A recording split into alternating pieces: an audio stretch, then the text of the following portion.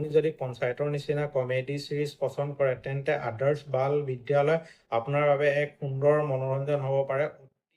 নমস্কাৰ, ফিল্ম ভাল পোৱা ৰাইজখিনি। আজি ক'বলৈ ওলাইছো আদৰ্শ বাল বিদ্যালয় ৱেব ছিৰিজখনৰ কথা। মুখ্য চৰিত্ৰত অভিনয় কৰিছে কে মেনন, নবীন কস্তুৰী, অৰ্চনা পুৰাণ সিং, অভিমন্যু সিং। এইখন 7টা খণ্ড আছে। ইয়াৰ কাহিনী ক'বলৈ গ'লে দিল্লী কাষৰীয়া এটা কাল্পনিক অঞ্চলক লৈ এটা জৰ্জৰিত স্কুলীয়া পটভূমিক লৈ ৰচিত। বিদ্যালয়খনত এজন এলেহুৱা প্ৰধান শিক্ষক আছে যাৰ নাম জ্ঞানেশ্বৰ ত্ৰিপাঠী। তেওঁ কেন মেৰিজত হ'বলগীয়া চৰকাৰী প্ৰশিক্ষণৰ কাৰ্যসূচীলৈ যোৱাৰ ব্যক্তিগত স্বাৰ্থত নিজৰ পিছপৰা আৰু গেধা ল'ৰা ছোৱালীৰ লগতে বিদ্যালয়খনৰ মানদণ্ড কেনেকৈ শুধৰাব সেই সিদ্ধান্ত লয়।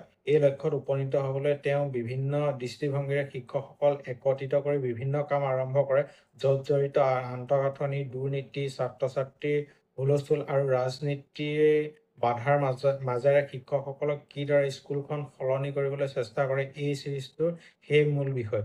কে মেনন সাধাৰণতে গভীৰ চৰিত্ৰত আপোনালোকে অভিনয় দেখা পোৱা যায়, কিন্তু ইয়াত এটা সুন্দৰ কমেডি চৰিত্ৰত অভিনয় কৰিছে। অভিনেত্ৰীসকল নবীন কস্তুৰী, অৰ্চনা পুৰাণ সিং, অভিমন্যু সিং নিজৰ চৰিত্ৰ সুন্দৰকৈ অভিনয় কৰিছে আৰু তাত থকা ষ্টুডেণ্টৰ এক্টিং কৰা ল'ৰা ছোৱালীখিনি একদম ধুনীয়া এক্টিং কৰিছে।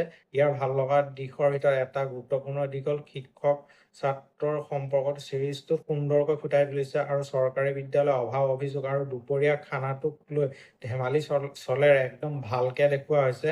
লাষ্টত ক'বলৈ গ'লে আপুনি যদি পঞ্চায়তৰ নিচিনা কমেডি সিৰিজ পছন্দ কৰে তেন্তে আদৰ্শ বাল বিদ্যালয় আপোনাৰ বাবে এক সুন্দৰ মনোৰঞ্জন হ'ব পাৰে। অতি গভীৰ কাহিনী নাথাকিলেও কে মেননৰ অভিনয় আৰু ধেমেলীয়া পৰিৱেশে আপোনাক হাঁহিবলৈ বাধ্য কৰক।